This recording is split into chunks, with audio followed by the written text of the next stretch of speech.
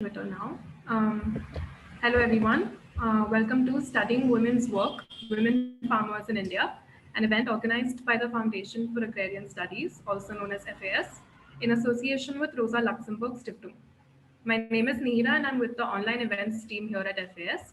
I would like to begin the proceedings of the event by requesting the director of FAS, Sandeepan Baxi, to introduce today's talk and the speakers. Thank you. Thank you, Nihira. And hello, everyone. Good afternoon, good evening, good morning, depending on which part of the globe you are participating today in this event. On behalf of the Foundation for Agrarian Studies, I once again welcome you all to this discussion on women's role in farming in India, conducted in collaboration with the Rosa Luxemburg Stiftung. The foundation, as many of you would know, is a charitable trust based in India and established in 2003. Its major objective is to facilitate multidisciplinary theoretical and empirical inquiry in the field of agrarian studies in India and elsewhere in less developed countries. Sorry. We are located in Bangalore, but we work as a network of academics and other scholars. We are supported by progressive corporate organizations and donor agencies that are interested in promoting research and scientific studies to eradicate hunger, poverty, and malnutrition, to promote gender equality, and research on measures to reduce social and economic inequalities. For a few years now, the foundation has been deeply involved in studying the role of women in production systems in rural India. In 2018, we initiated a project titled Women's Work in Rural Economies. The main objective of this project was to document and describe and to analyze the different activities, economic as well as non-economic in quotes, in which women in rural India are engaged, and the relationships that they enter into as part of the process of production. This study also aimed to look at issues of social and economic stratification among working women in rural India. The project led to preparation of a book titled Women and Work in Rural India that was released in such an online platform in last year, August 2020. And I'm sure many of you would have participated in the proceedings of that event as well. The study lays out evidence of the critical role played by women in agriculture production in the country. In addition to performing grueling farm operations like sowing, transplanting, weeding, and picking, they are also invariably involved in activities such as maintenance of kitchen gardens, livestock management, and collection of agricultural products for family consumption.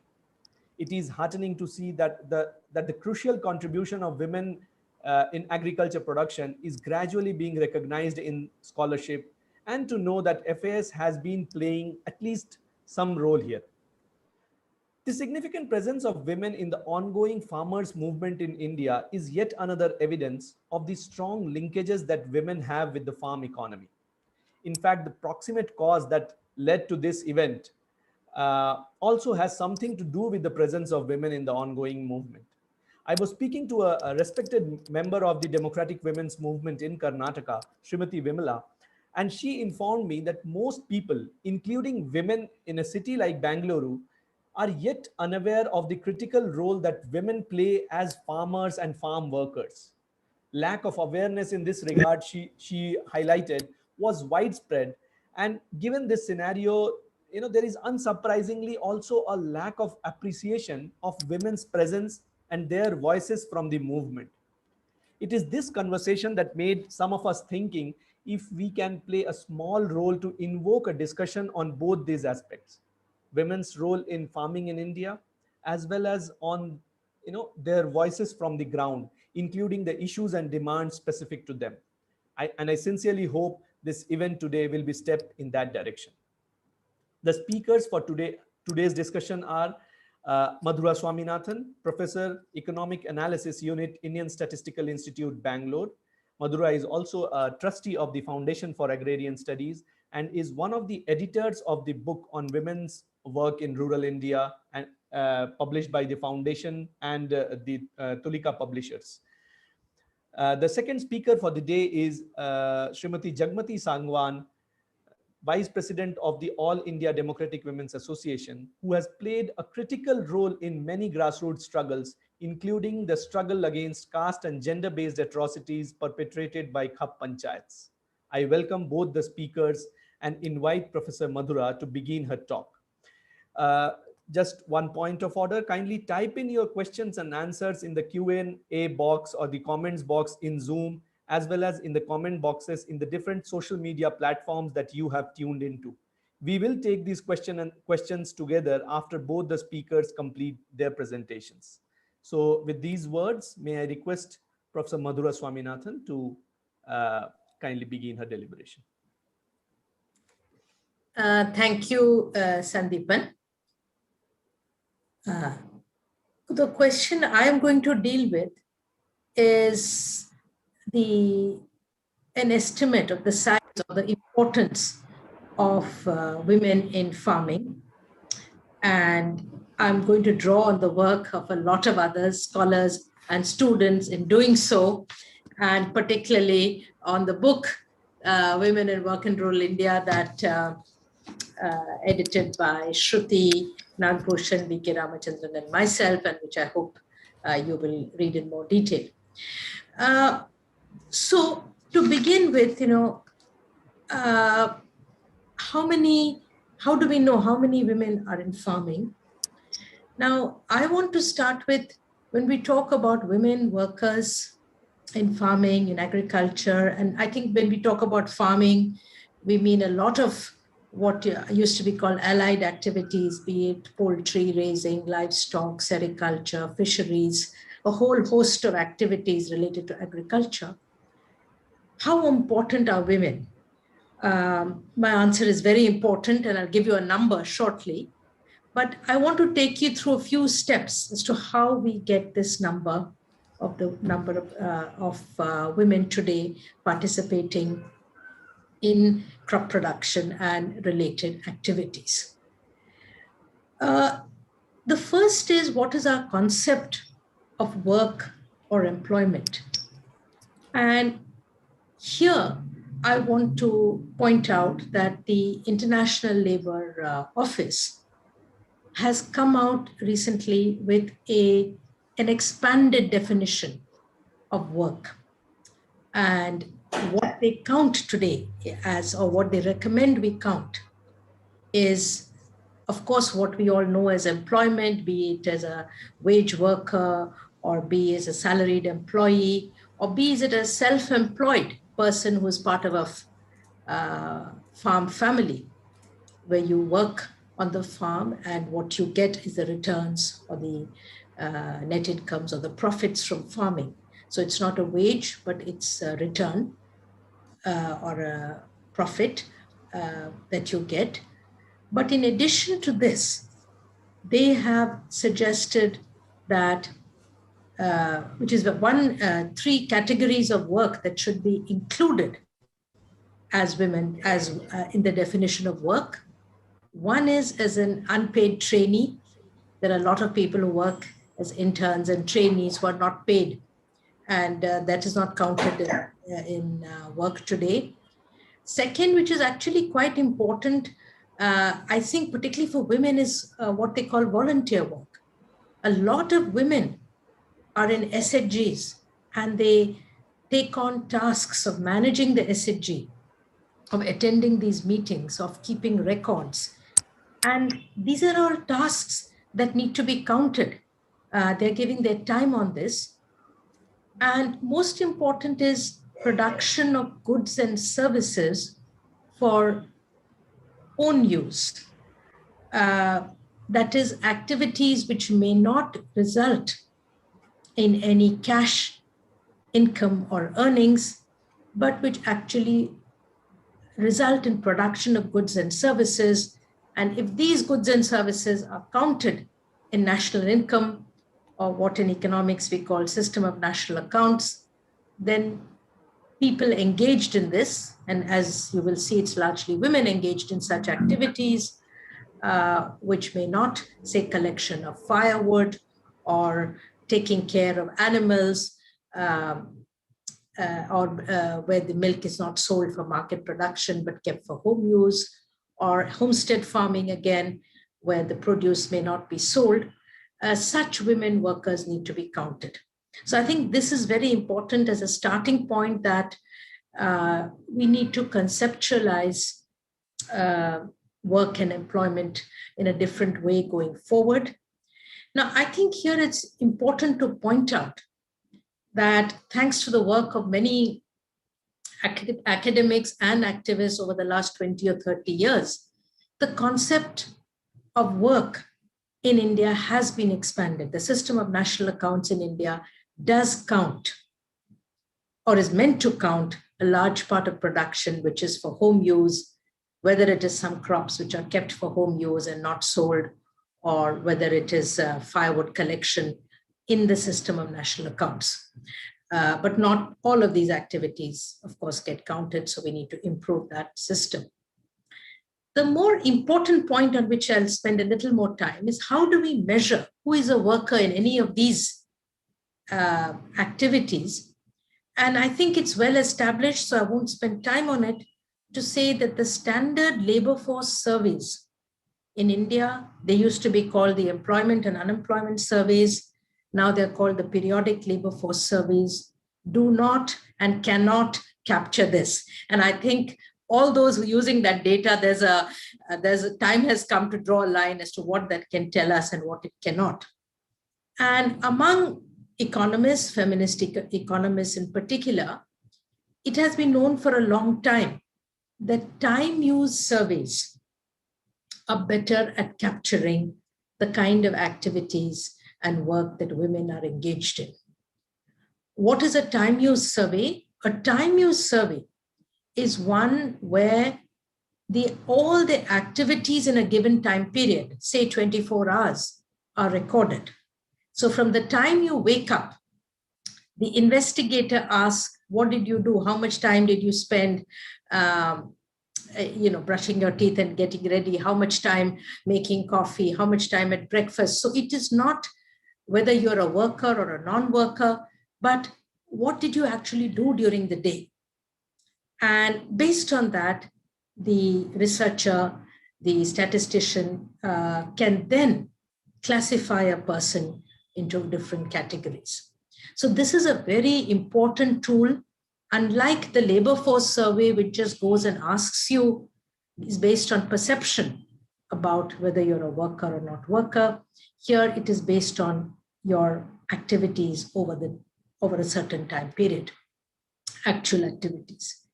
Now, it may surprise some of you, but the first time use survey in India, national time use survey, was conducted only about a year ago in 2019. And the results came out late last year, late 2020. And I'm going to first, this survey asked data only on 24-hour period. So whatever estimate of work and workers I'm going to give you right now is based only on a 24-hour recall.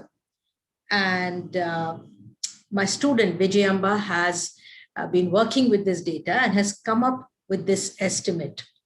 So in 2019, if you look at women, based on this 24-hour, if a woman participated in any activity which is counted in the system of national accounts, or SNA, so as I said, it could be activity for the market, it could be activity for own consumption, if it could be livestock raising, firewood collection, any of these activities, then 43.9. So in 2019, by this one-day recall survey, about 44% of women in rural India had participated, were workers in the sense, had participated in income generating activities counted in the national accounts.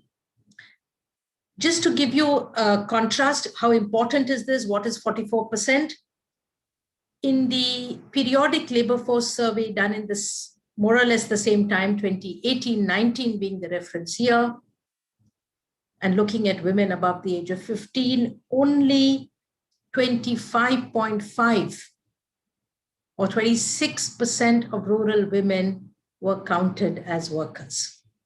So the same, almost the same year, the same age group, all adult women or 15 plus women, the PLFS said 26%, and the estimate from the unit data of the time use survey, the report in the published form doesn't ask this question or answer this question. The estimate is 44% or almost twice that. So this is a very big change.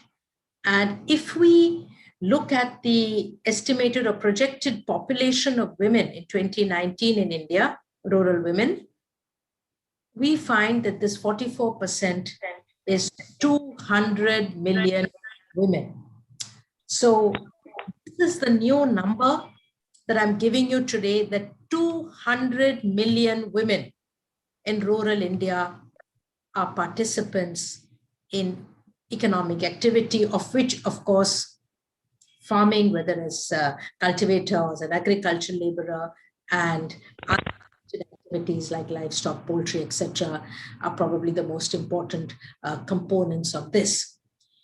And 200 million women is more. There are only 6 countries in the world which have a population of more than 200 million. So this is really an enormous workforce. Now, the second point I want to make here is this is probably an underestimate. And why I say that is that in 2017-18, about 2 years ago, we at the Foundation for Agrarian Studies did a set of time use surveys in 2 villages of Karnataka. And these are on a very small scale. But what was, I think, unique, remains the unique time use data set in the world, in that it collected information for this 24-hour recall, but for 7 days consecutively. So 24 into 7. And secondly, it collected it for at least 2 seasons, lean season and harvest season.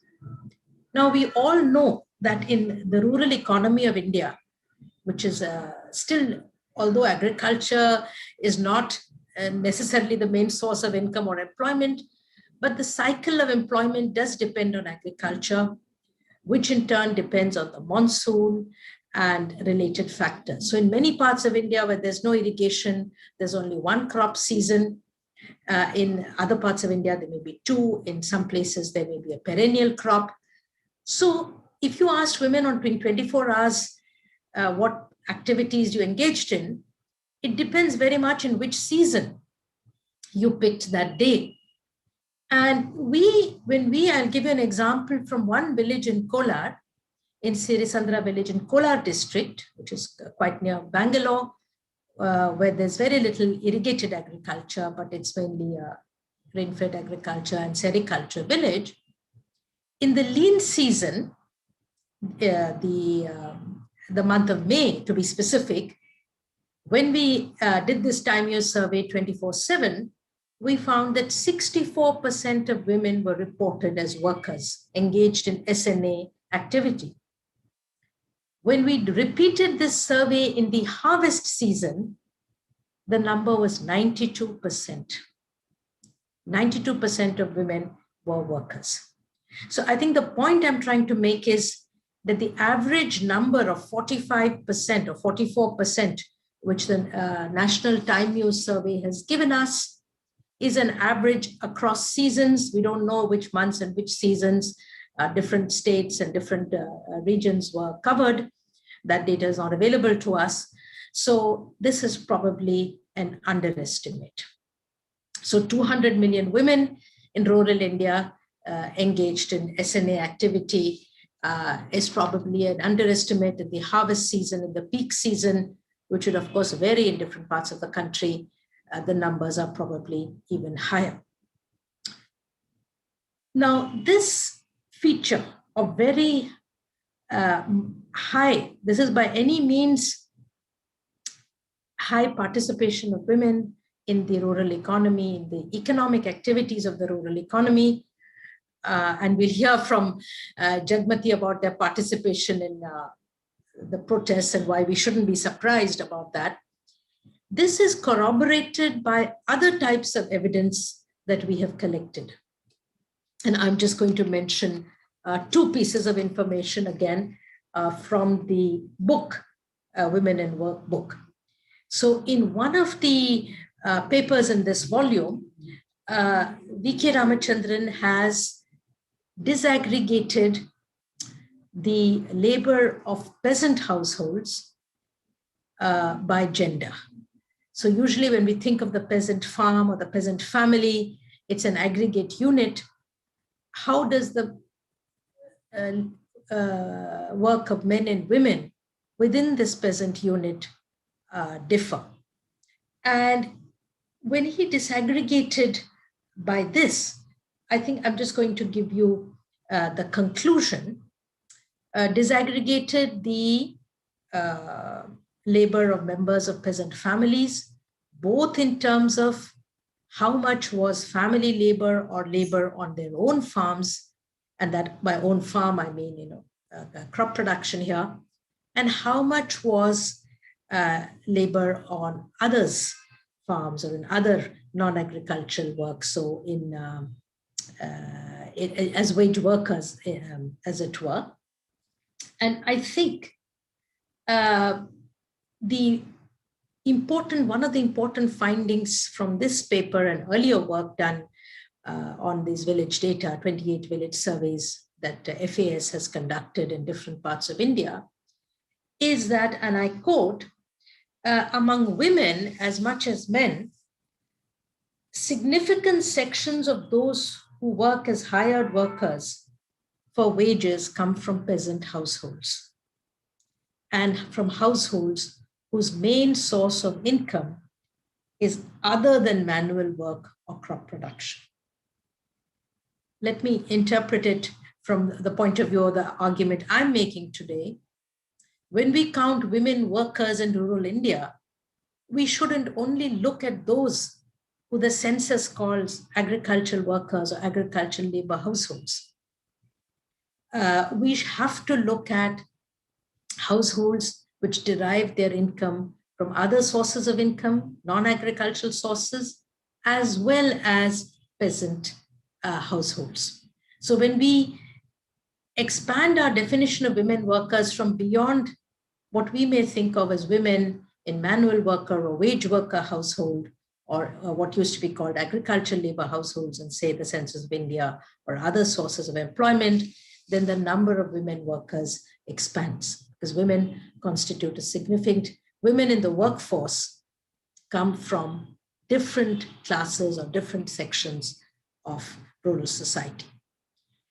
A second paper, which explored, again drawing on our village work, village studies data from the foundation by Shruti Nagbhushan, explored the nature of participation of women workers in what we can define as manual worker households.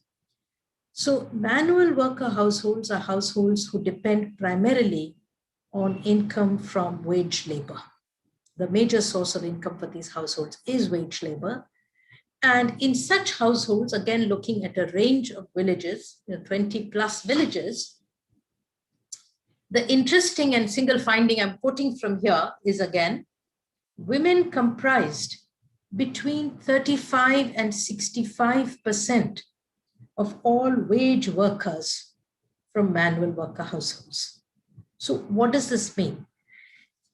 If you took a manual worker household, if women comprised 50% of the wage workers, it would mean that in every manual worker household, there was one male worker and one female worker, maybe a couple, but not necessarily maybe.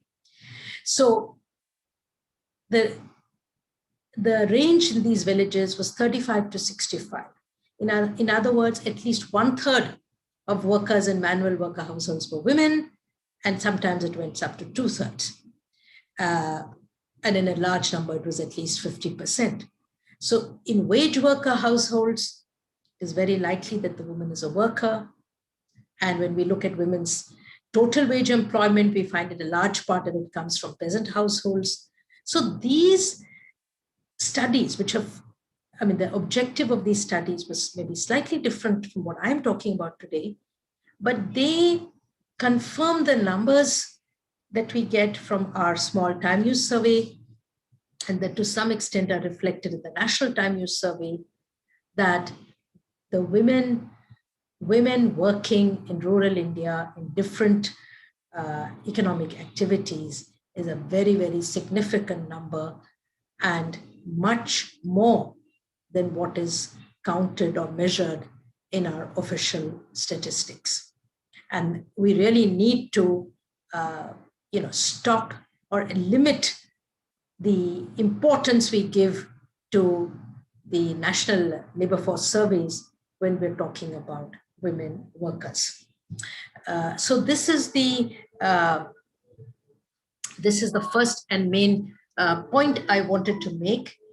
And I'm going to just take a couple of minutes, because the second point I want to make is that on the one hand, you have such a large number of women in economic activity who are not being recognized. At the same time, if you look at the day in a life of a woman in rural India, it's a very drudgerous and long day. Now, some of this drudgery has come to light thanks to COVID, because in many parts of the world, when the entire family and the male worker is at home, they have recognized, but at least noted the kind of work that women are engaged in throughout the day, even when they are not at paid work outside.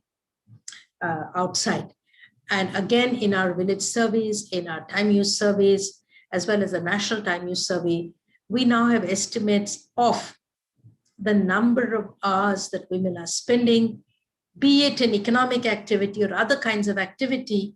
And this is ranging from 60 to 80 hours a week. So we talk about a 40-hour work week, but most rural women have a work week, if you count their activities of care, their activities of cooking, cleaning, childcare, they're having a 60 to 80-hour week. So I think, and I would recommend you to look at some of the blogs on the FAS website by Sanyukta Chakrabarti, FFAS, by Mugdha Kanjewadikar, who have looked at the time women spent in cooking, cleaning, household maintenance, and so on.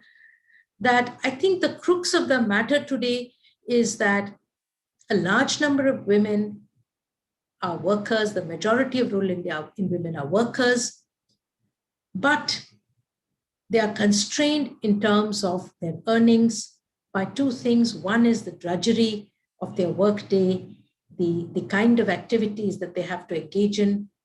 And on the other hand, the low incomes or the low wages that they actually receive for the activities that they engage in. Now, the low incomes from farming or the highly variable incomes from farming is something we've talked about a lot, and I think I can't go into that today. I'll just end with the low incomes from wage employment, and perhaps one of our colleagues from FAS will say something in the discussion about this. The work of Arindam Das, again, in this volume, shows very clearly that the wage gap in rural India remains very high. The gap between male and female wages. This gap declined a little bit during a period of high wage growth, but that period ended about a decade ago, a little less than a decade ago, in about the mid-2000s. And the period after that, which has been one of slow wage growth or stagnation in wages, has not seen much of an improvement in the wage gap. And sadly, the wage gap, the gap between male and female wages, is highest for non-agricultural employment. So if we want women to move out of drudgerous tasks, if we want them to move into higher paid non-agricultural employment, that is where the wage gap is highest. So I think if we bring these two together, let me end by saying that there's a huge workforce, there's a women's workforce in rural areas who are undercounted, under-recognized, and underpaid, either when they are engaged in wage activity or the kinds of activities that they are engaged in, whether it's crop farming or allied activities, does not give an adequate return. Of course, this I'm talking about the average woman or the majority. There would be a small section who are earning much higher, a very small fraction of the population. So I'll end with that, Sandeepan. Thank you. Thank you, Madhura. And thanks a lot. That was really insightful. You have brought in the summary of not just the national accounting systems, but also what the main findings, some of the main findings of the work that FAS has done under this project and the book that that was published as an outcome of it. Now, may I request Srimati Jagmati Sangwan to start her presentation. Jagmati ji, please.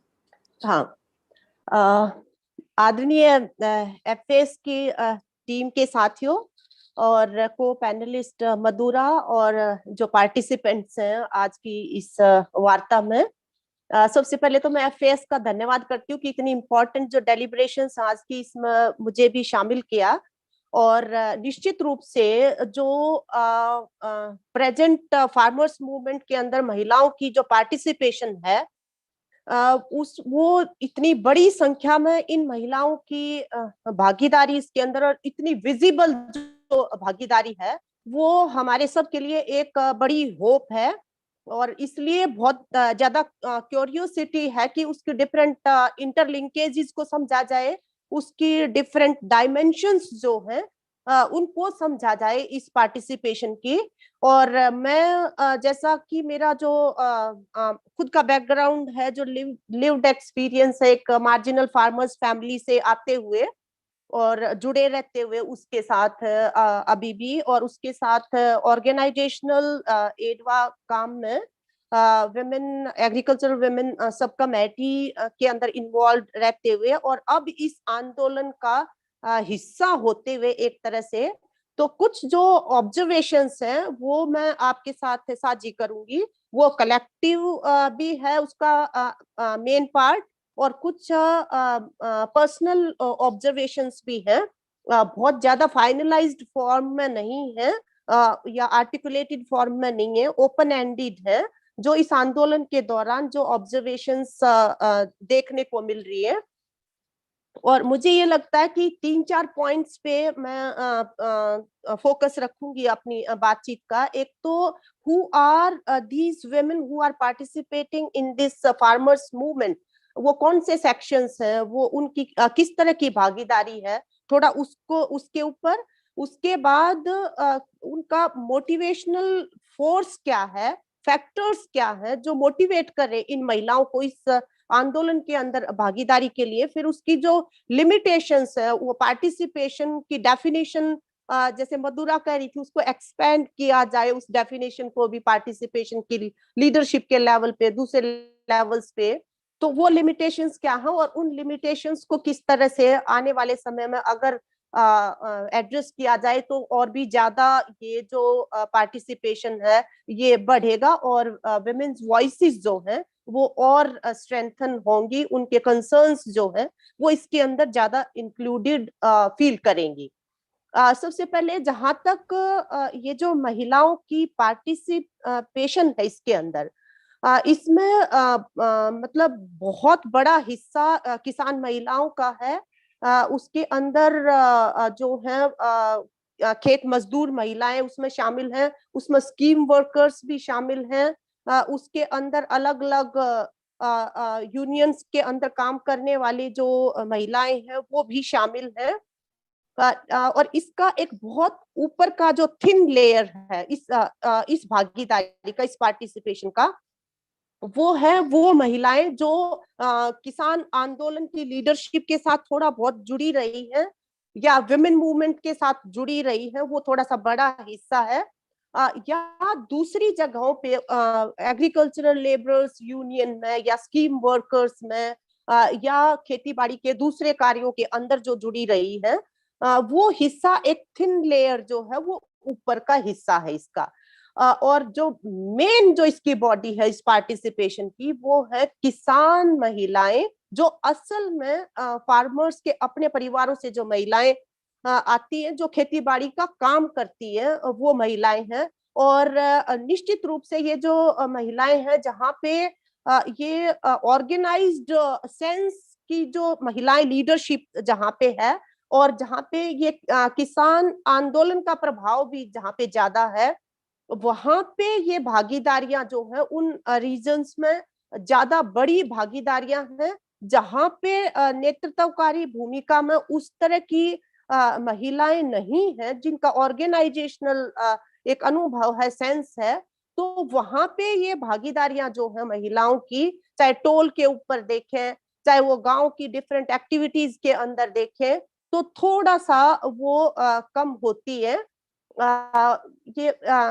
ये देखने को मिलता है यहाँ पे।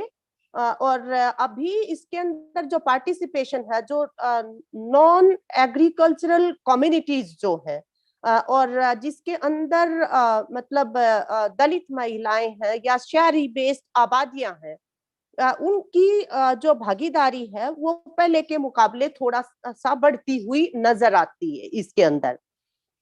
जहां तक Haryana, Punjab, Haryana, Rajasthan, UP, मुझे ये लगता है कि यहाँ की महिलाओं की जो मोटिवेशनल जो फोर्स है या फैक्टर्स जो है कंट्रीब्यूटिंग, वो ऑलमोस्ट एक थोड़ा सा सिमिलरिटीज उनके अंदर हैं। और खास तौर पे अगर हरियाणा के अंदर मैं बात करूं, तो हमने ये देखा है कि पूरा जो एग्रीकल्चरल कम्युनिटीज जो है, वो आजादी के आंदोलन के इमीडिएट बाद में जो धन और धरती बट के रहेगी, रात अंधेरी कट के रहेगी, फिर लैंड रिफॉर्म्स का जो आया, लैंड रिफॉर्म्स के का जो फेज था, उससे जो डिसल्यूजनमेंट जिस तरह की हुई, फिर उसके बाद ग्रीन रिवॉल्यूशन का इंटरवेंशन यहाँ पे है।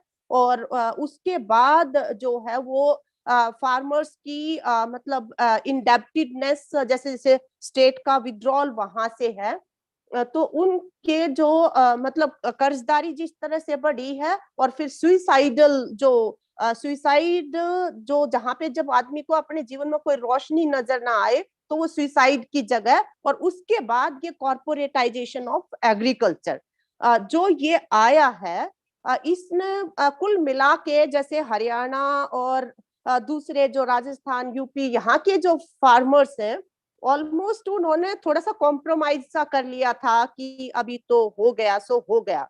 और खास तौर पे मैं अगर थोड़ा सा हरियाणा को इससे रिलेट करके देखूं, तो हरियाणा के अंदर मतलब जो हिस्टोरिकल और सोशल जो कंट्रीब्यूटिंग फैक्टर्स है जो इस चीज के लिए, वो ये रहा है कि 1857 का जो किसानों का जो बेसिकली किसानों का विद्रोह था, और उसको जिस तरह से यहाँ पे दबाया गया था, और जिस बर्बरता के साथ उसके साथ साम्राज्यवादी इंपीरियलिस्ट फोर्सेस ने डील किया था, उसके बाद कल्चरली यहाँ पे एक नॉर्म था कि राज की अगाड़ी और घोड़े की पिछाड़ी इंसान को जाना नहीं चाहिए। मतलब रेजिस्टेंस के प्रति एक तरह की वो भावना बन गई थी, थोड़ा सा नकारात्मकता जिसके साथ जुड़ी हुई थी। और इसके साथ में हरियाणा में मतलब पिछला जो जाट रिजर्वेशन, बीजेपी जब से पावर में आई, यहाँ पे जाट रिजर्वेशन का जो आंदोलन चला था, उसके अंदर भी जिस तरह से वायलेंस हुई थी, जिस तरह के केसेस और मुकदमे बने थे लोगों के ऊपर, तो वो फैक्टर्स भी उसके अंदर कंट्रीब्यूट कर रहे थे। लेकिन जो पंजाब है, पंजाब की जो लीगेसी है, एक विरासत जो है, जिस तरह की संघर्षों की, आंदोलनों की, कुर्बानियों की वो रही है, वहां से जो आंदोलन एक तरह से पूरा जिसको कहते हैं कि कॉन्शियसनेस का लेवल जो है, वो फार्मर्स ऑर्गेनाइजेशन बढ़ाते हुए वहां के लोगों का, और जिस तरह से इस आंदोलन के अंदर भागीदारी बढ़ाई, और वो जो पंजाब की जो एक तरह से हरियाणा की सरकार के द्वारा जो बैरिकेडिंग की गई, और जिस तरह से मतलब सड़कों तक को भी खोद दिया गया, और जिस तरह से उसको रोकने की कोशिशें की गई, परंतु पंजाब के किसानों ने जिस संकल्प और जिस शानदार तरीके से वो जो आंदोलन को रोकने का जो कदम था हरियाणा सरकार का, उसका मुकाबला किया, और जो मीडिया के माध्यम से लोगों ने जिसको देखा, वो जो है अपने आप में, इवन हमारे जैसे जो एक्टिविस्ट थे, जो हमेशा वो जो बैरिकेड्स थे उनके साथ जूझते रहते थे कि उनको हटाया जाए, जूझा जाए, वो भी उससे बहुत ज्यादा आशान्वित हुए कि ये एक संकल्पबद्ध एफर्ट है। और ये जो सरकारी तानाशाही जिस तरह की चल रही है, जिस तरह का मतलब अधिकारों पे हमले चल रहे हैं, उसको एक सही जगह से चुनौती देने का मौका है। उस तरह से जो है ये मतलब इसको देखा गया।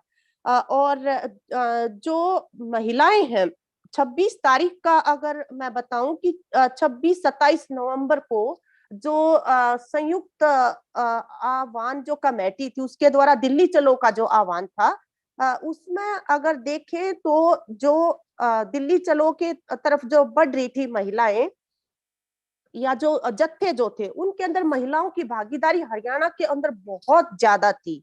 और वो जो वीडियो क्लिपिंग्स देखें तो उस दिन आदमी जो है वो बल्कि थोड़ा पीछे है, इधर उधर बहुत तैयारियों के बावजूद उनके अंदर नहीं था, लेकिन महिलाओं के अंदर जिस तरह का जो एक भागीदारी जो देखी गई वो अभूतपूर्व थी, अनप्रेसिडेंटेड एक तरह से थी। और फिर जो मीडिया के माध्यम से जो देखा गया, और महिलाएं जो है क्योंकि उनकी लोकेशन जो है वो हमारे परिवारों के अंदर, सोसाइटी के अंदर, पैट्रियार्कल सोसाइटी के अंदर जो उनकी लोकेशन है, उसकी वजह से जो ये एग्रीकल्चरल का जो क्राइसिस रहा है, उसकी सबसे ज्यादा मार जो है वो उनके ऊपर पड़ी है क्लोजली। लेकिन इससे पहले भी उन्होंने मतलब इन चीजों को बहुत शिद्दत से महसूस किया कि वो रूरल एरियाज में रहते हुए जो शहरों की चमक दमक की जो जिंदगी है, उससे वो कितना डिप्राइव्ड है, वो जो महिलाएं हैं। और उनके बच्चों के विकास के लिए किस तरह की शिक्षा, किस तरह का स्वास्थ्य, किस तरह की जो मतलब सुविधाएं जो है वो उपलब्ध है, उनके अंदर एक तरह से जो अक्यूमुलेटेड एंगर, जो कुल मिला के विकास की दिशा के प्रति जो बिल्कुल परत दर परत जो जमा हुआ था महिलाओं के अंदर, वो आदमियों में फिर भी थोड़ा कम हो जाता। वो नशा कर लेते हैं, वो बाहर चले जाते हैं, वो किसी तरह से बहुत संकट आए तो आत्महत्याएं भी की, घरों को छोड़कर भी गए। लेकिन ये महिलाएं जो हैं जिनके ऊपर पूरे परिवारों की जिम्मेवारियां आन के पड़ी ऐसी कठिन परिस्थितियों के अंदर, वो उस चीज को लेके जो आक्रोश उनके अंदर था, वो बहुत ज्यादा गहरा था एक तरह से।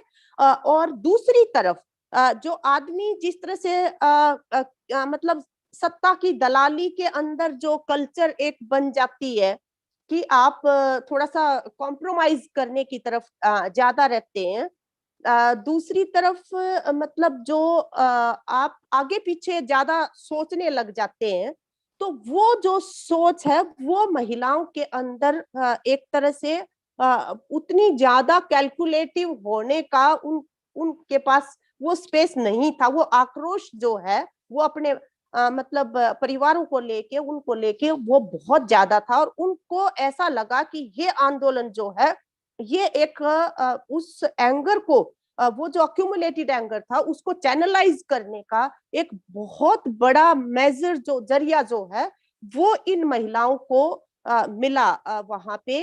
और वो जो है हर चीज को दाव पे लगा के इस आंदोलन के अंदर वो बुजुर्गों को संभालती, बच्चों को संभालती, घर को संभालती, पीछे से अब तो किसान क्योंकि आंदोलनों में थे तो खेती का काम भी संभाल के उन्होंने बराबरी से इंश्योर किया कि वो बॉर्डर पे भी जाएं, वो टोल पे भी जाएं, वो नारे भी लगाएं, वो गीत भी गाएं, वो भाषण भी दे, वो जो है ट्रैक्टर भी सीखे। तो ये जो शिद्दत का एक जज्बा जो उनके अंदर, जो महिलाओं के अंदर है, वो इस जगह से ज्यादा आता है कि वो मतलब पूरा पीछे तक का जो एंगर था, वो 3 काले कानून ये जो आए कृषि के, इनके साथ जुड़ के उसने मतलब एक तरह के तीखे आक्रोश का जो है वो रूप धारण किया। और अभी जो मंडी वाला जो सिस्टम है, जब वो अंडर थ्रेट नजर आया, क्योंकि महिलाएं भले ही वो मंडी में जाके सौदेबाजी उस तरह से ना करती हो, डिसीजन मेकिंग का उस तरह से हिस्सा नजर ना आती हो, लेकिन उनको ये पता है कि जब भी घर के अंदर शादी करनी है बच्चों की, या मतलब कोई भी घर बनाना है, कुछ करना है, तो उनको मदद कहाँ से मिलती है? उनको मदद मिलती है मंडी का ये जो स्ट्रक्चर, जो पूरा ढांचा है, बहुत अच्छा ना होते हुए भी वो सबसे बड़ा सोर्स जो है वो उनको भी पता है, महिलाओं को जो है। तो इस तरह से ये जो भागीदारी उनकी रही है, उसमें केवल महिलाएं नहीं है, लड़कियां, नौजवान लड़कियां as researcher, as cultural activist, और जो बिल्कुल घरों की चार दीवारी के अंदर जिन्होंने अपनी माओ को देखा और खुद के भी जीवन का जो विजन था वो उसी तरह का था, वो जब इन बॉर्डर्स पे आई है, नारे लगाए हैं, गीत गाए हैं, तो बिल्कुल अपने जीवन के प्रति जो है उनकी आस्था एक बदली है एक तरह से। They are changed individuals after participating in these activities. तो ये सारी है, लेकिन ये सारा पार्टिसिपेशन होते हुए भी जो लिमिटेशंस है, लिमिटेशंस ये है कि ये महिलाओं की जो मेन स्ट्रीम जो महिलाएं, जो किसान परिवारों की जो महिलाएं हैं, जो मजदूर परिवारों की जो महिलाएं हैं, वो अभी भी इन आंदोलन के अंदर जो शामिल हैं, वो on behalf of their families, वो अपने परिवारों की तरफ से जो है इन आंदोलनों के अंदर शामिल हैं।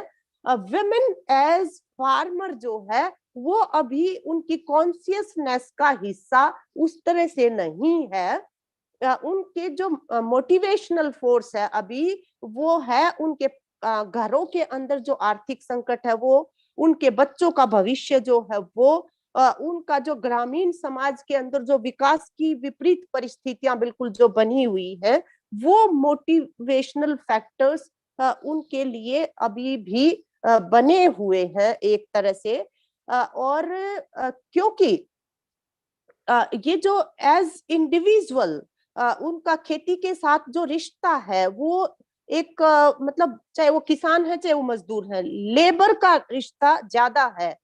जो इनका महिलाओं के की जो लैंड ओनिंग जो 13%, 13% जो लैंड ओनिंग है, मतलब इतना ज्यादा, जो मधुरा ने बताया कि 92% वर्क कंट्रीब्यूशन के बावजूद, जो कि आंकड़ों में तो केवल 70% ही कहा जा रहा है, मतलब वो जो डिस्क्रिमिनेशन है उनके साथ, वो जो उनकी एक्सप्लॉइटेशन है यहाँ पे, और उनका जो अनएक्नॉलेज्ड इन्वेस्टमेंट ऑफ लेबर जो है उनकी महिलाओं की, इसको आवाज देने के लिए असल में when we are talking about women's voices in the movement, तो जो किसान आंदोलन है, किसान आंदोलन के अंदर उस तरह का नेतृत्व जो इन चीजों को एस्टैब्लिश करे, उनकी इन्वेस्टमेंट को एस्टैब्लिश करे वहां पे, पूरे आंकड़ों की मदद से, पूरा अपने अनुभव के आधार पे जो है,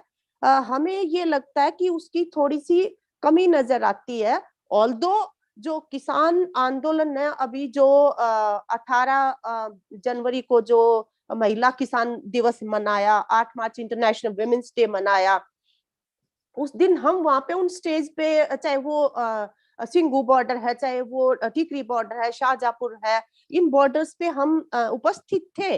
और उसमें जब हम एक महिला किसान की तरह से, क्या दाव पे है मेरा इस आंदोलन के माध्यम से, उसको मुझे किस तरह से कहना चाहिए हर स्तर के ऊपर जो है, वो जब हम कह रहे थे कुछ कुछ लीडर्स वहां पे, वो मतलब महिलाएं बहुत खुश उस समय पे होती थी कि हाँ ये हमारी बात है, ये हो रहा है जी, हम बहुत काम करते हैं, सबसे पहले उठते हैं घर में और सबसे बाद में सोते हैं जी। मतलब वो बड़ा मतलब उसके साथ उसको सुनती और खुश होती हैं। लेकिन वो जो डिस्कोर्स है विमेन एज फार्मर वाला, वो थोड़ा सा पूरे डिस्कोर्स के अंदर वो कम है एक तरह से। वो जो वॉइस है उसके अपने इंडिविजुअल के बिहाफ पे जो उसको मतलब आगे लेकर आए, उसमें किसान आंदोलन के अंदर जो नेतृत्व है, महिलाओं की भागीदारी अभी तक का, उसमें विमेन मूवमेंट को भी हम ये कह सकते हैं कि ऑल्दो महिलाओं का काम और फूड सिक्योरिटी हमारे बहुत मेजर इन्वेस्टमेंट उसके ऊपर रहा है विमेन मूवमेंट का, लेकिन उसके बावजूद भी एग्रीकल्चरल विमेन और उसके सरोकार जो है कंपैरेटिवली थोड़ा सा हमारे विमर्श में भी मतलब कम शामिल उस तरह से हो पाए हैं। तो वो जो मतलब एक तरह से इस आंदोलन के अंदर विमेन एज फार्मर के जो कंसर्न्स है वो मार्जिनलाइज्ड है बहुत सारे इन कंट्रीब्यूटिंग फैक्टर्स की वजह से। उसके बावजूद मतलब ये महिलाओं की भागीदारी का जो लेवल है और जो डेप्थ है उसको हम सारे जो है वो देख रहे हैं। और मतलब हम भी जब स्टेज पे जाते हैं बोलने के लिए, पार्टिसिपेशन के लिए विमेन मूवमेंट की तरफ से, ये लगता है कि वहाँ जो स्टेज को जो मतलब कंडक्ट करते हैं, चाहे वो आदमी है या महिलाएं हैं, क्योंकि महिलाओं के कंसर्न्स मेन स्ट्रीम का हिस्सा उस तरह से रहे नहीं है वहां पे, तो जेंडर डिस्क्रिमिनेशन के जो सवाल हैं उनके लिए स्पेस थोड़ा सा मतलब वहां पे कम होती है। और उसमें अभी जो आंदोलन के साथ बहुत सारे और अलाइड जो चीजें हैं वो भी मतलब जुड़ती जा रही हैं।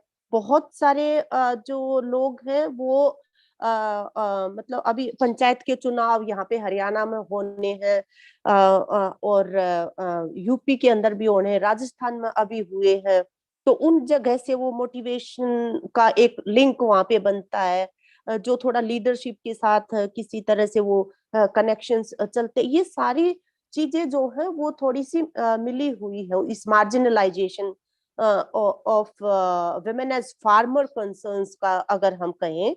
और हमें ये लगता है कि ऑफ कोर्स अगर इन लिमिटेशंस को और इस अक्यूमुलेटेड एंगर को अगर एक्सप्रेशन देना है असल में, तो जो सबसे पहला जो सरकार के साथ जो विमर्श का सवाल है वो ऑफ कोर्स ये है कि ये तीनों जो काले कानून जिनको कहा जा रहा है व्यापक पैमाने के ऊपर, इनको विड्रॉ, इनको खत्म किया जाए, इनको रद्द किया जाए, और उसके साथ जो एमएसपी का जो सवाल है उसको मतलब सही में जो किसानी परिवार जो है वो सेल्फ एक्सप्लॉइटेशन से जिस तरह से अपने परिवारों को चलाते आ रहे हैं, और उनकी जो फैमिली की जो लेबर इन्वेस्टमेंट जो है उसकी बिना काउंटिंग के साथ जिस तरह की एमएसपी चलती आ रही है, उसकी बजाय वो एमएसपी जिसके अंदर उसके खून पसीने का जो है मोल लगाया जाए, और तभी जाके ये जो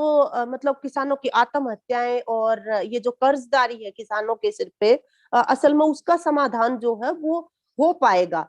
तो डेफिनेटली ये प्राइम कंसर्न जो है वो उसके अंदर अभी जो वार्ताएं होती हैं वो रहें और रहेंगे कि किस तरह से खेती बाड़ी को एक घाटे का सौदा बनाने से मतलब बचाया जाए, क्योंकि जहाँ पे आपके 70% आबादी का काम जो है, रोजगार का जरिया जो सेक्टर है, वो अगर बीमार है, उसका स्वास्थ्य खराब है, तो आप मतलब उसके बारे में मतलब पूरे देश को जो है इंगेज करने वाला एक डिस्कोर्स चलाना ही पड़ेगा। तो उसमें हम ये समझते हैं कि इनके बाद ये रद्द करने का अगर किसी तरह का मुकाम आता है, तो उसके बाद भी हमारे देश के अंदर पार्लियामेंट के स्तर पे जो है एक पूरा सेशन बुलाया जाना चाहिए, जो खेती बाड़ी और उनके उससे संबंधित जो भी एलिमेंट्स हैं, जो चारों तरफ जो कंसर्न्स डिफरेंट सेक्शंस के द्वारा उठाए जा रहे हैं, उनके ऊपर गहरा विमर्श हो, और उनको टाइम बाउंड तरीके से पूरा स्ट्रेटेजिक तरीके से मतलब टेकअप किया जाए। और उसमें हमें ये लगता है कि ये जो महिलाओं का भी जो मतलब 74 साल की आजादी के बाद आपने महिलाओं को एक अधिकार दिया जिसकी उनको जरूरत थी, जो 80% महिलाएं जो उनके जीवन से जुड़ा हुआ है कि उनके जो लैंड राइट्स है, वो आज 13% को मिले हुए हैं। तो इस देश का सरोकार क्यों नहीं बन रहे, वो सवाल जो है कि ये मतलब हुआ क्या है। नहीं तो वो तो वायलेंस की शिकार होती ही रहेंगी उस तरह से जो है महिलाएं जो है, जब तक रूट कॉज जहाँ पे जुड़ा हुआ है, जहाँ पे बेस है इस वायलेंस के, उन सवालों को अगर एड्रेस नहीं किया जाता है, तो ये जो महिलाओं के एंटाइटलमेंट का सवाल है, जिसके साथ जितनी भी वेलफेयर स्कीम्स के अंदर उनके साथ एक हम यहाँ पे कहते हैं कि कंपाउंड घाटा उसको वो झेलती आ रही है कि जो भी स्कीम वेलफेयर स्कीम बनती है, क्योंकि एंटाइटलमेंट उनकी नहीं है, तो वो उस तरह से मतलब वो उनको फायदा उनका मिल ही नहीं रहा है महिलाओं का। फिर जो ऐसे सेक्टर हैं जिनके अंदर जैसे डेयरी का काम है, दूध का काम जो है, पशुपालन का जो काम है, वो जो खेती बाड़ी से जुड़े हुए काम जो है, जिनके अंदर वो प्राइमरीली इन्वेस्ट करती है सुबह से रात तक, मतलब उनको भी तो किसी तरह से एमएसपी की और ये जो लिंकेज जो है वो कायम किए जाने चाहिए। वहां पे भी तो उनका श्रम का बहुत बड़ा शोषण जो है वो निकलता है। और अभी किसानों ने, क्योंकि उनके अंदर इसको लेके आक्रोश रहता है, जब पेट्रोल और डीजल के दाम बढ़ाए तो किसानों ने यहाँ पे कई जगहों पे अपने आप ये तय कर दिया कि हम अपने दूध के दाम बढ़ाएंगे और 100 रुपए किलो करेंगे तुम अगर ऐसे करोगे तो असल में वो जो अनएड्रेस्ड उनकी जो बहुत लंबे टाइम से जो इश्यूज है उनको एड्रेस किए जाने की जरूरत है। जो महिलाओं के एज फार्मर्स मतलब जो वो काम करती हैं उसके साथ जो जुड़े हुए हैं, इसी तरह से हमारे जो एग्रीकल्चरल लेबरर्स के जो कानून का भी सवाल जो है कि न्यूनतम मतलब उनको दिहाड़ी मिलनी चाहिए, जो खेती बाड़ी का जो काम करते हैं, जहाँ पे इतना काम कम भी होता जा रहा है मशीनीकरण की वजह से, वो अभी तक अनएड्रेस्ड है। जो भी स्कीम्स उनके लिए बनाई जा रही हैं, 1/3 मतलब शामलात जो जमीन होती है उसमें 1/3 जो दलित महिलाओं के लिए और दलितों के लिए जो जमीन होती है, उसके अंदर हमने खुद एक बार खेती करने की कोशिश की दलित महिलाओं का एक ग्रुप बना के, लेकिन हमने ये देखा कि वहां पे जो वेस्टेड इंटरेस्ट है, वेस्टेड इंटरेस्ट का गलबा इतना ज्यादा है और स्टेट जो है वो बहुत ही अनविलिंग एजेंसी की तरह से वहां पे जो है वो इंटरवीन करता है। इसकी वजह से वो भी जो फायदे हैं उनके वो बिल्कुल उनको मिल नहीं पा रहे। SC/ST की जो सब प्लान्स है उनका फायदा उनको नहीं मिल पा रहा है। खुद जो 2009 में जो महिलाओं के लिए विमेन कमीशन ने जो विमेन इन एग्रीकल्चर जो पॉलिसी बनाई, उसका कहीं दूर दूर तक कोई बातचीत नहीं है जिसमें इन इश्यूज को थोड़ा बहुत एड्रेस करने की कोशिश की गई है। तो ये हाँ, ये जो इन आबादियों के, आई एम कंक्लूडिंग नाउ, ये जो डिफरेंट सेक्शंस के अंदर जो ये कंसर्न्स उनके हैं, हमें ये लगता है कि ये 3 काले कानून के साथ साथ इनका रद्द करवाना और इसके साथ महिलाओं की एस्पिरेशंस जिस संख्या में उनकी भागीदारी है, वो एस्पिरेशंस तभी फुलफिल होंगी अगर वो अक्यूमुलेटेड जो एंगर है उसको भी एड्रेस करने का एजेंडा जो है वो शामिल रहे और एजेंडा शेप करने में, डिसीजन मेकिंग में उनकी भागीदारी भी जो है वो सुनिश्चित हो इस आंदोलन के अंदर भी। धन्यवाद। Thank you, Jagmati ji. So yeah, Srimati Jagmati has covered a very broad range of issues, very important, but I will try to, and I would not say it's a translation, but I will try to summarize some of the main points that she deliberated upon in English. Jagmati जी, आप you will have to help me here. अगर मैं कोई points छूट रहा है या if I am not able to address, please आप you intervene and let me know. Correct me अगर मैं कहीं if I'm not going getting it correctly. So she started by saying that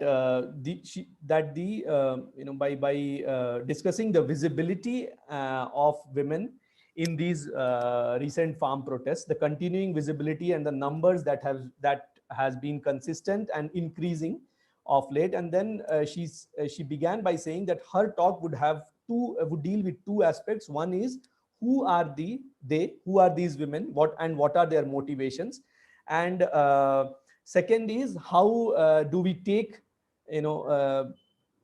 their demands, their agenda, specific issues into consideration.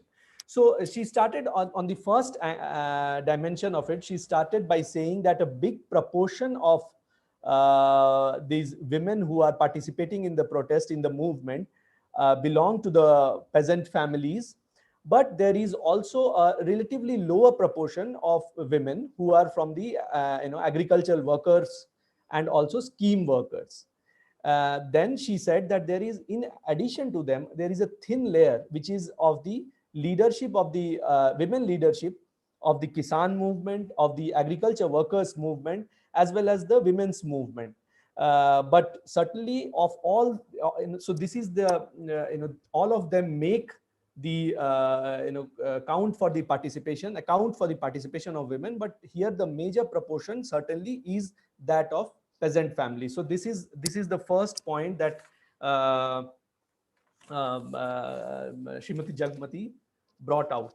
Then this was followed by sort of her deliberation on the agrarian crisis. So I would not get into that. So how this agrarian crisis has various dimensions, and how the class nature of agrarian development that has taken place, that she was talking of, and that has the kind of problems of indebtedness that she was talking of. So this broadly she summarized the agrarian crisis particularly in the state of Haryana.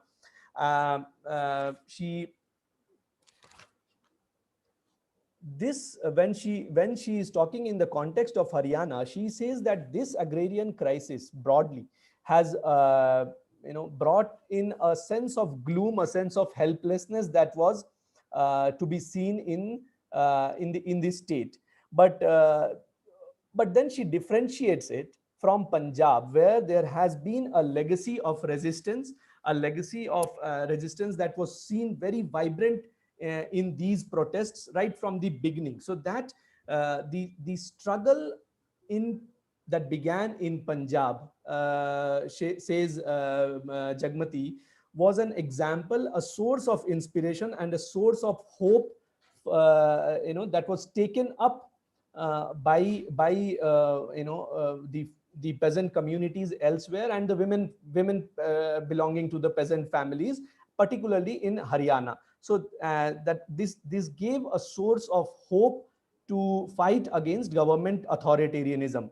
So this was seen as an opportunity by others as well, particularly women belonging to the peasants and farming families in Haryana, to advance their struggle. And that is what she says was the prime motivation or the inspiration of that sort of led to an gradual increase of women's participation. Jagmati जी, अगर मैं कहीं भी if I'm losing some thread, please आप मुझे रोकिएगा, क्योंकि I'm also sort of trying to recall from my notes here. Yeah. So after this, she says that once this the participation began, that certainly kept on increasing and led to an unprecedented participation of women in Haryana. Now then she comes back to the question of agrarian crisis and says that the impact of the agrarian crisis has been most it has been most on women. The deprivation that women have suffered vis-a-vis the facilities available in cities is something that was so in terms of the education that children get, in terms of the other amenities that are available in cities, this was something that was always visible to women in in Haryana as well. And that has led to an accumulated, the kind of deprived status that they were conscious of, a deprived status that had led to an accumulated anger in women that kept on sort of piling up. And then she compares this accumulated anger in women against that in men, to say that there are different channels in which they have, in time, they have been sort of kept on being subsided uh, among the men, peasantry, men in peasantry. But such kind of opportunities, such kind of channels were not available to women, which led to a continuous piling up of this accumulated anger. This is something that she harps upon, that you know such opportunities, I mean, not just opportunities, such channels were not available. Men have which were available more to men.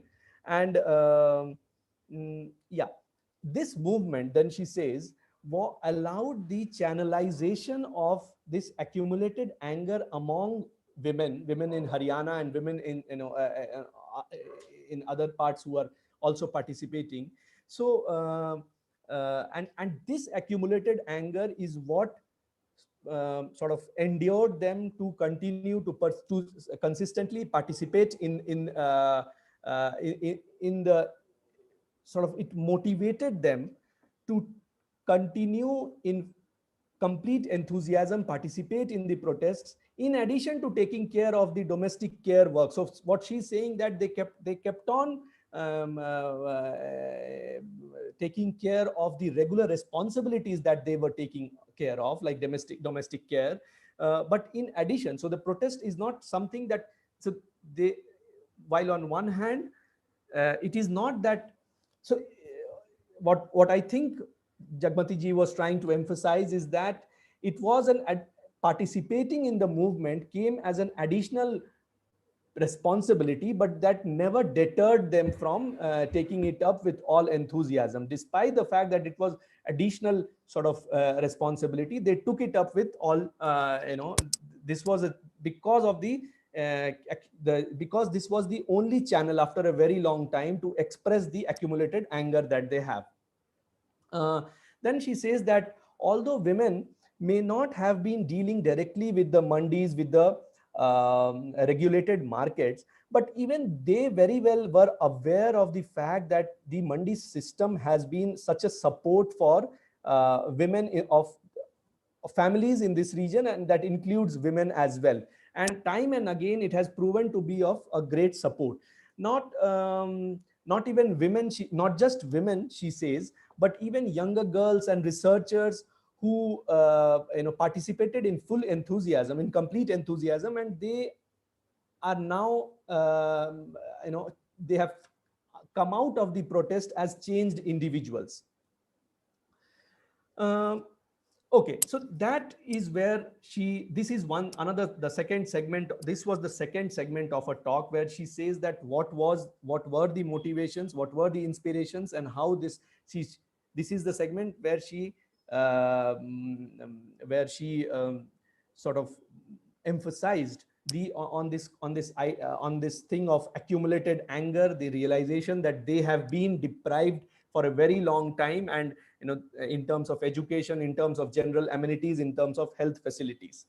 But then she goes beyond this, and in the last segment of her talk, she says that on the question of the peasant, the consciousness among the women as peasants or as agricultural workers, that consciousness is not something that comes at the fore in these movements. When they are participating in this movement, the motivations are the financial and economic problems that the household is dealing with, in poverty, questions of children's education, questions of lack of development in the villages, in the countryside.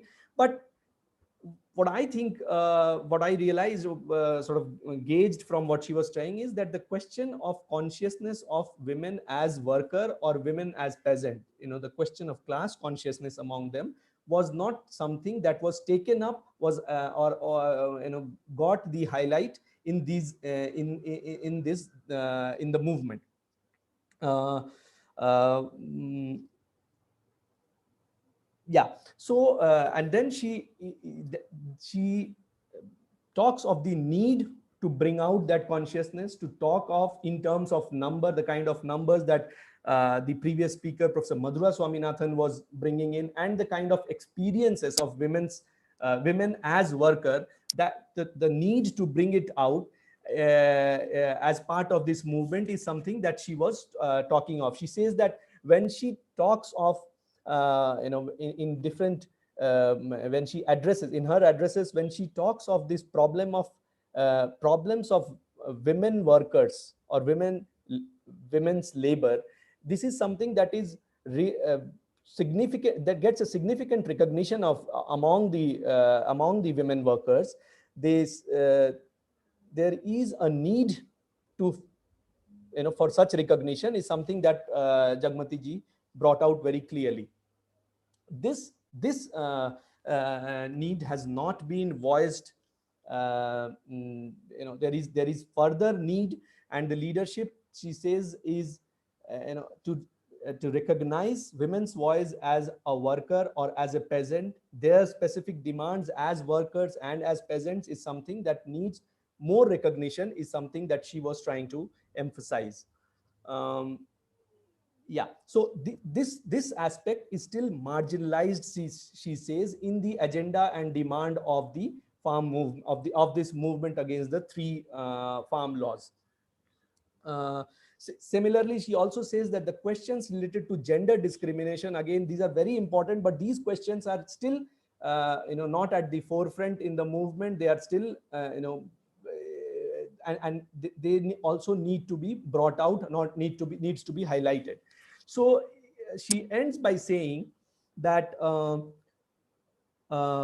that in order to give real voice to these accumulated angers among women in the countryside, first few steps are, of course, to strengthen this movement against the three laws, which she's saying, three Kale Kanun, black laws, which and also second, to ensure that MSP, the minimum support price, and the regulated markets continue and in fact are expanded. So that is certainly, she is saying that is the first step, because this is the only way to ensure that that farming does not continue to be a loss-making sector. And when a very high proportion of employment and work continues to come from this sector, then a strong discourse in this direction is certainly most critical, and that has to be taken along in various strategically.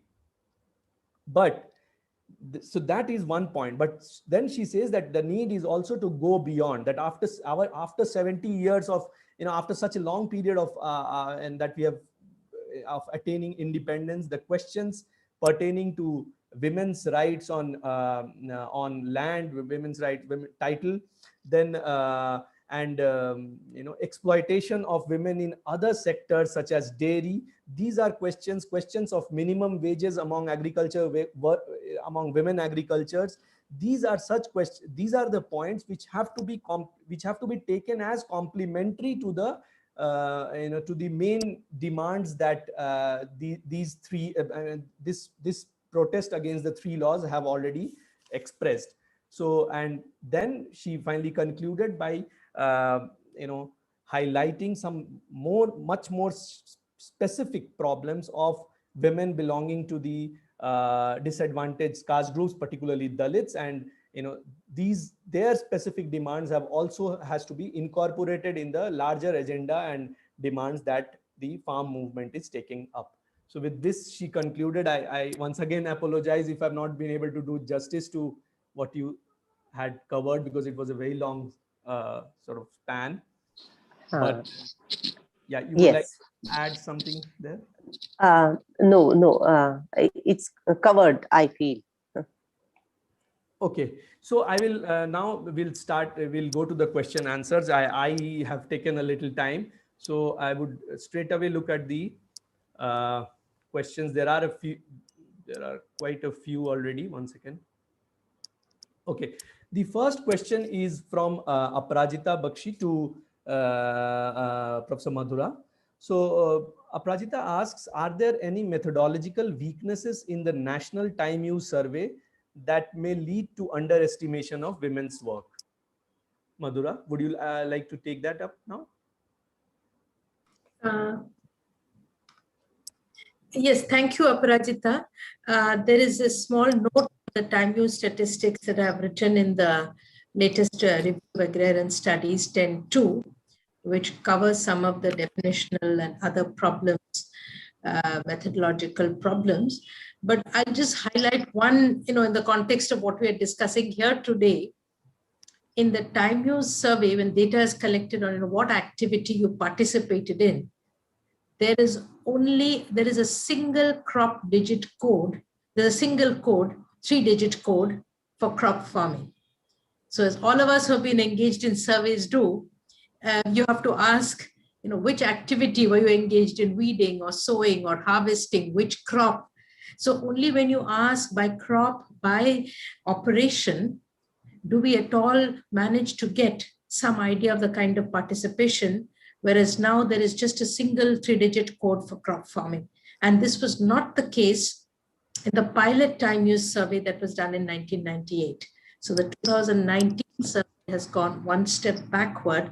At the same, there is a single-digit code for animal care. It doesn't ask whether you cleaned the cow shed or you sold the milk, and then identify women's participation in the different operations.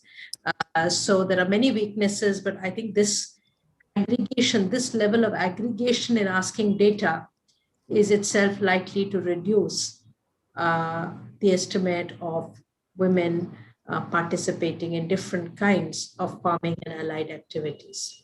Thank you. Okay, let's move on to the second question then. It's again this is for Madhura. Priyal asks, how has the pandemic affected the female labor force participation among the farmers? What has the government done to ease their troubles in view of the pandemic at the grassroots level? So I have, there have been a lot of studies. The data has been collected by the Center for Monitoring Indian Economy. There is a large survey done by Azim Premji University.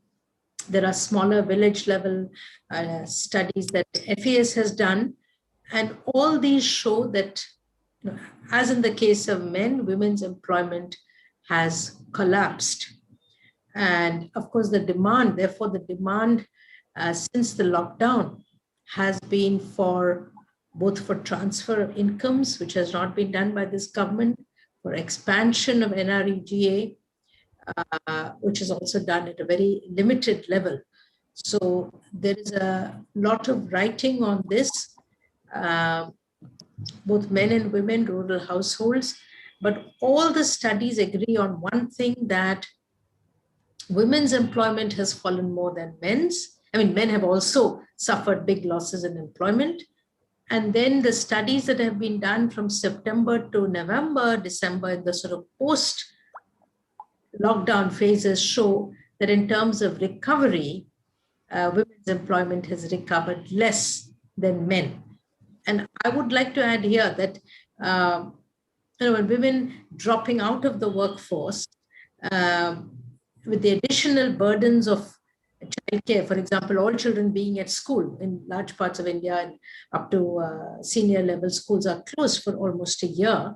So these additional childcare, elderly care, and other burdens may have meant that some women have, without suitable employment opportunities available in their neighborhoods, might have dropped out of the workforce.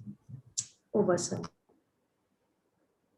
Okay, yeah. So there is one question by Salini Pathi, and she doesn't mention who has she put up this question to. So maybe I think let me put it to both of you. The question goes: what is the role of women in the environmental movement, especially related to food movements in India? So I mean, either of you could take it, or maybe both of you. Madhura, would you like to go first on this? I think let Jagmati take this question.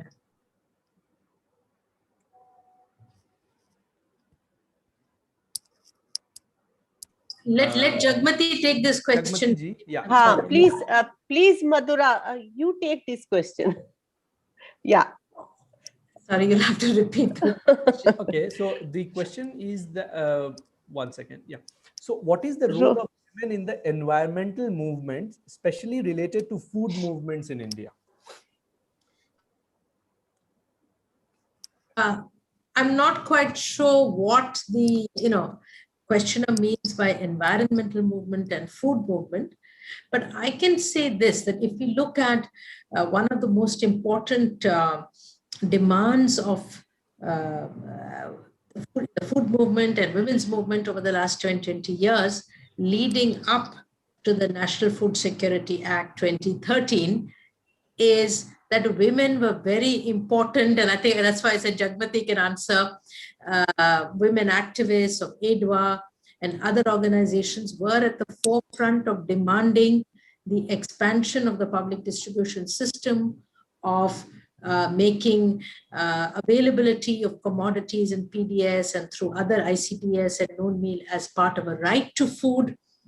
And so I think women were very active in that struggle. And when we talk about, if we take it in the framework of public action, of course, there was action from above, from the legislature, from the coalition, but there was very much action from below. And I think women activists were very part of that, very central to that.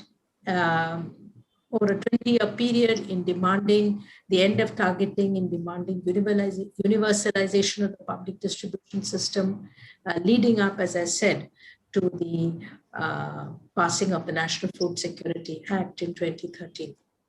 I hope that answers the question.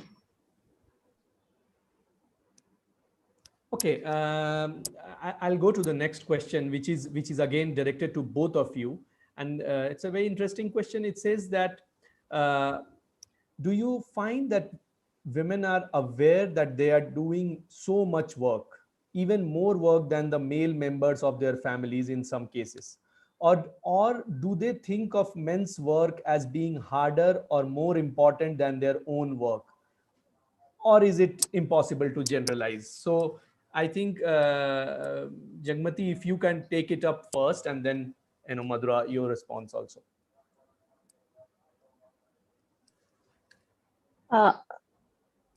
हाँ, सुनाई दे रहा है?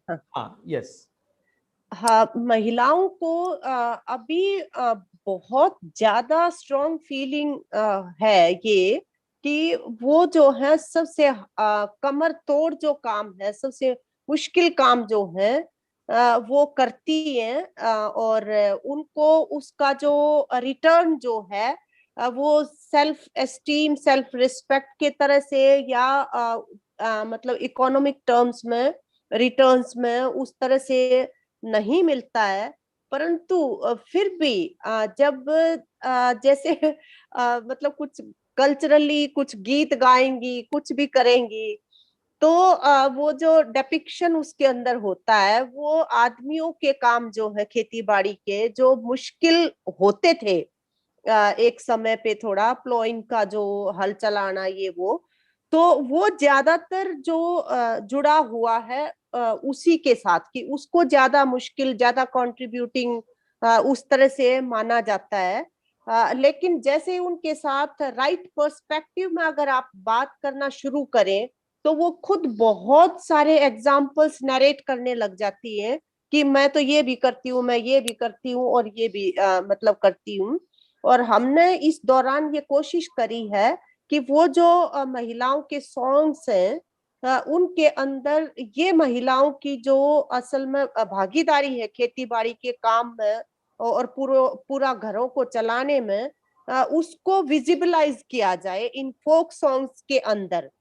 तो अभी जो गीत इस आंदोलन के दौरान गाए जा रहे हैं, और इस आंदोलन के दौरान जिस तरह के डिस्कोर्स में वो शामिल है महिलाएं स्वयं जो हैं, तो वो जो अपने हार्ड वर्क की जो पहचान है वो एक तरह से वो उनकी मजबूत बनती जा रही है इस दौरान, और आने वाले समय में वो उसके ऊपर जो एक्सप्रेशंस जो है वो पब्लिक एक्सप्रेशंस अभी वो उनके अंदर से चल रही है, बिकॉज एक फैक्ट ये है कि इस मूवमेंट के अंदर जो मेन स्ट्रीम महिलाएं हैं वो फर्स्ट टाइमर्स हैं, जो फर्स्ट टाइम अपनी जिंदगी में जो है पब्लिक स्पेस में और एज एक्टर की तरह से मतलब शामिल हुई है, और इस दौरान वो अपने सारे खुद की पहचान, खुद की इन्वेस्टमेंट, उसके बारे में बहुत ज्यादा सचेत हो रही है।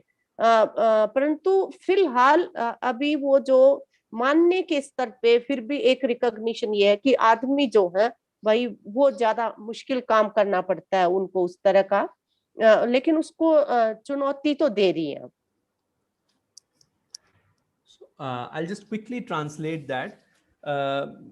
Jagmati says that women certainly clearly recognize, they have a feeling that the most grueling, the most drudgerous work in the countryside is performed by them. And they also are aware that the returns to such drudgery, whether in terms of the, whether in terms of dignity or in terms of the economic returns, is certainly not commensurate. It is nowhere at par. She also says that although if you look at the cultural expression that they generally take up, the songs that they sing collectively often still represent men as the toiler, the men as the hard worker, which was a case at some point in time. But when one delves deeper, when you probe them, they clearly recognize and talk about, express the fact that they take up the most drudgerous tasks.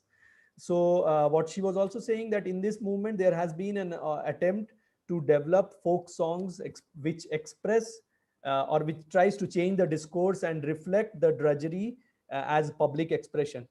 Jagmati also brings out the fact that the mainstream women who are participating in the movement are first timers, that it is the first time that they are appropriating a public space. So at the face of it, certainly there is still, it comes out as a recognition that men are the most, hardworking, the grueling task they perform. But there is a deeper recognition that has to be brought out, and there is an effort in that direction. Madhura, if you would also like to take this. I think that is given a good answer. Mridul wants to ask a question. Can you unmute her? I am not sure if we can unmute a participant. Well, okay, let Nihira deal with that. There are some comments from Alok. Thank you for them. So while Nihira deals with that, please move on to the next question, Sandeep.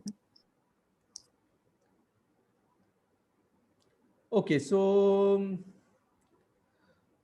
yeah, then there are some general comments. There is one comment for one question for Jagmati again by Sridhar, who says that what is the extent of women's participation from peasant labor households? How different is it from the peasant protests of the past?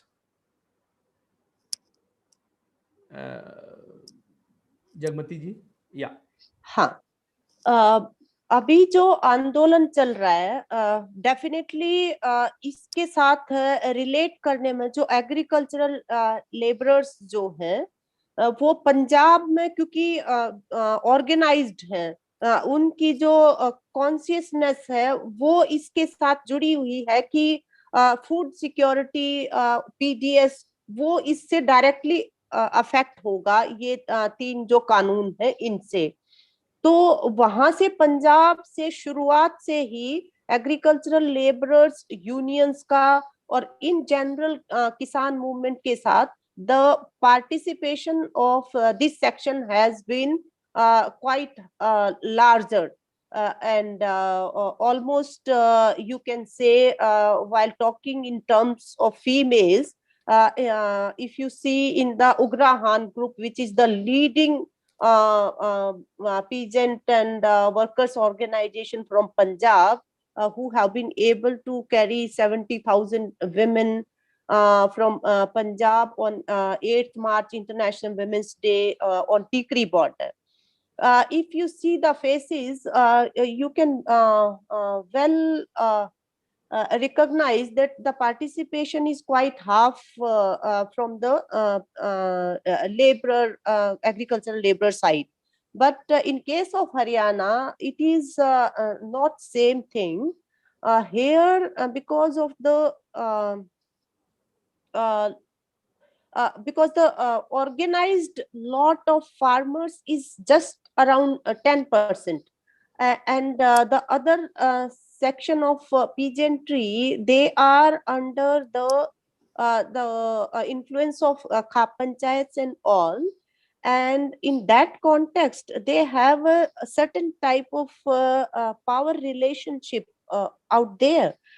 So the participation of agricultural laborers here in Haryana is taking quite lot of efforts on the part of leadership of this movement to carry these people in large numbers in the movement. And the same thing is in case of females also, although the women organizations which have been quite active on food security issues, we try to make them understand that the PDS system is directly related to, and this is a hard fought right we got with our efforts, so we need to stand on this occasion with this. But yes, the caste dimension plays a bigger role in the larger parts, but still the participation of agricultural laborers, male as well as female, is on increase as they are able to recognize the food security issue allied with the farm laws. Okay, so we are now running out of time. We'll take one last question, but before that, I'll just quickly translate. Jagmati here to answer this Sridhar's question. She says that the situation is different in Punjab and in Haryana. While in Punjab, the protests began in Punjab, and there is a pretty well organized movement, and there has been an sort of participation of women, and it includes women, but mostly from the peasant families, from the farming families. While there is mobilization from the agricultural laborers families as well, but it is much lower, almost half is what she estimates. For Haryana, however, she says that it is more than organized peasant movement. It is the the mobilization has been through the khaps, and the relationship that with the khap or led by the khaps is very different. There is a strong angle of caste that is present, and here she says that there has been more participation from labor households as well, and also of women. She also says that there has been from the women's movement side, there are attempts being made to mobilize agricultural laborers, particularly agricultural labor families, particularly on the question of food, the public distribution system and food security. So yeah, now I think we'll just take the last question before from Mridul. Yeah, okay. In the questions sheet, if there are other questions, let them be asked, Madhura. No, go ahead, Mridul, go ahead. Yeah. No, I am sorry. I wanted to ask the question because it is a little, it cuts across both the presentations, and it was a little difficult to put it down in writing. But पहले मैं ये कहना चाहती हूँ जगमती जी आपसे कि आप you brought out 2 or 3 very interesting points in your presentation. और उस because of one of them only it struck me what I had really wanted to say about this whole issue of concepts and definitions of workers.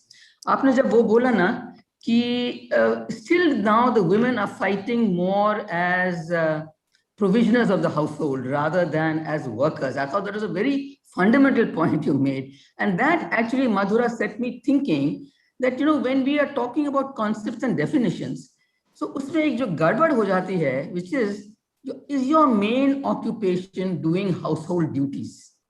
You see, that sort of a 9-2, 9-3 that comes into the, I don't know, अब इसमें क्या है, PLFS में क्या है, या TUS में क्या है, but that is what creates the problem. You see, once you ask that question, then the woman herself is not considering herself as worker. So that's what I'm trying to address to both of you now. Supposing we want to consider them as workers, because we find that whether it's TUS, it's all this micro surveys you all did, many more women are working. So how do we get them out of this, you know, this what should I call this,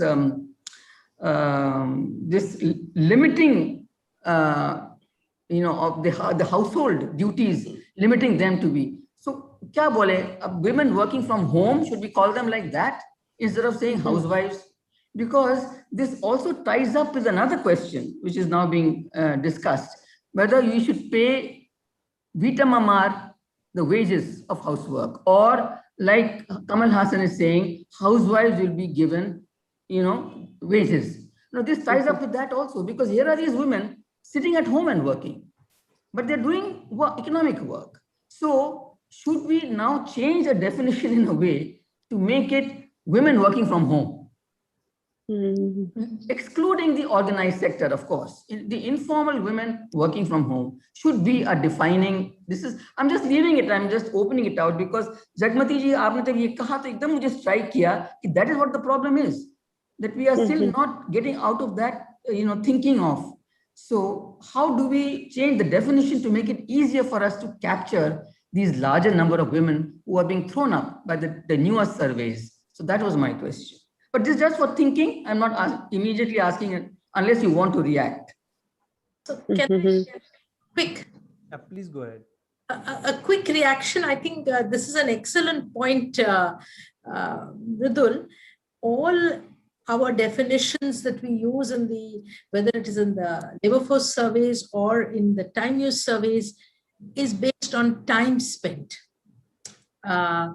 You know, during the day or during the, even if you multiple time slots are possible in the time use survey, but going by some idea of how much time you spent on a certain activity, we classify a woman in a certain way. The Amartya Sen had written about this long ago, that to identify a worker, it could be on time we spent, it could be on income generated. Problem is that we have a lot of incomes in kind, or we have, as we already discussed, activities that may not result in cash earnings or incomes. But the third was in terms of recognition or self-perception or recognition.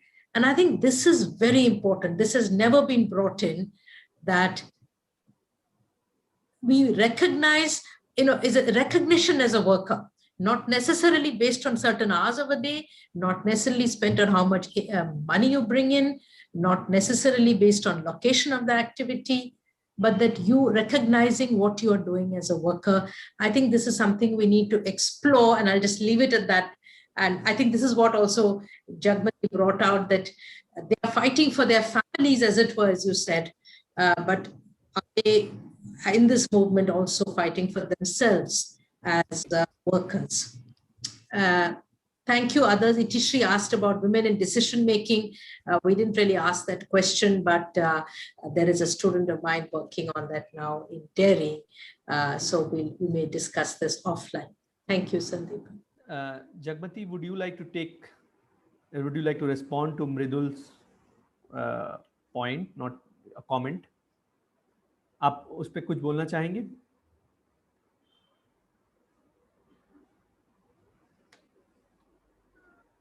Jagmati? Move on. Which is Maybe, yeah. okay. So then in that case, there are no more questions, and we have anyways short our time. It was sort of very enriching discussion today. Thanks to both the speakers, and thank you all. Before we close the session formally, may I request Nihira to make all of us participants, and we can have the screenshots taken.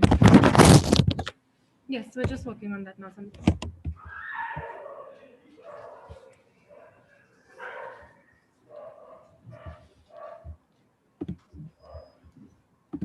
What happened to the video?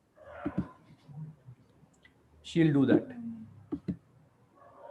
If everyone can please turn on their videos, we're in the process of making you panelists.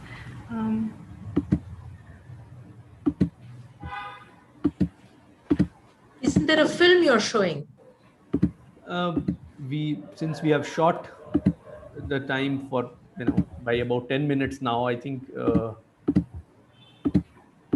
not be. We'll put it up later in the social media. We'll not be showing it today.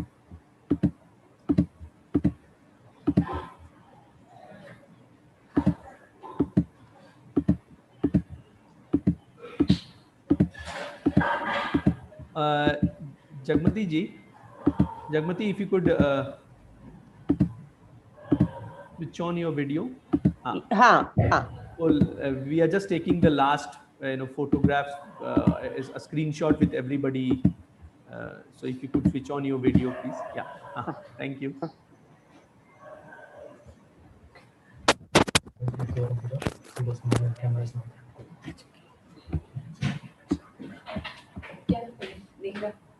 Request everyone who can to please switch on their videos. Switch on the cameras, sorry.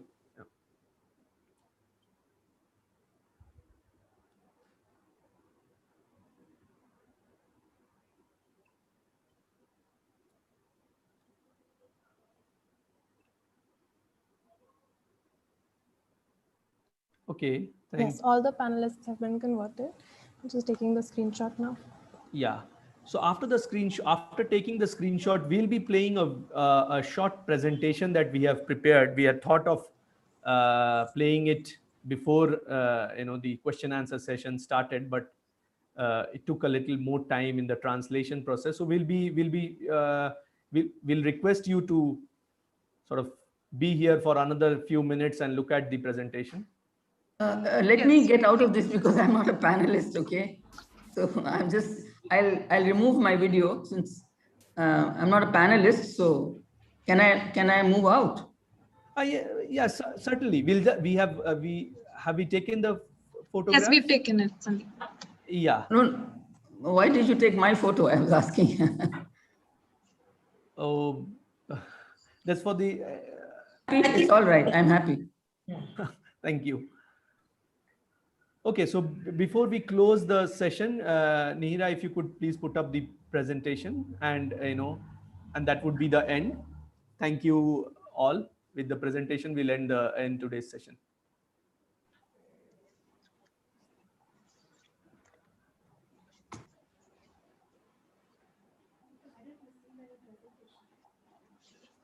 How about this thing?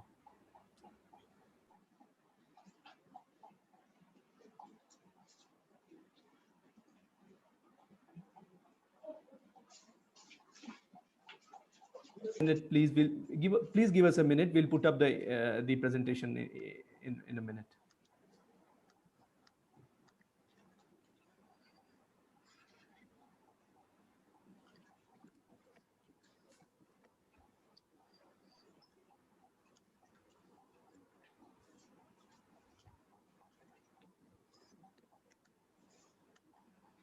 Yeah. Okay. So this is. We thought that we'll be sharing it before the question answer session, but could not. So yes, here it is. And that would be all from our end. Yeah.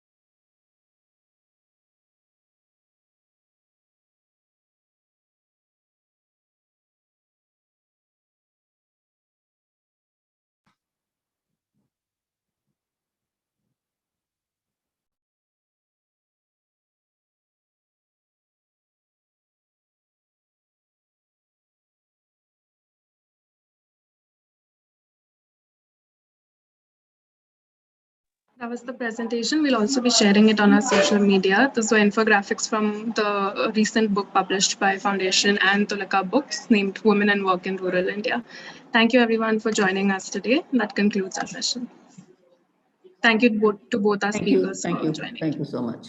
Thank you. And thanks to the online events team, particularly Nihira, for organizing this event. Thanks a lot. And thank you, Jagmati ji, FAS. and thank you, Madhura.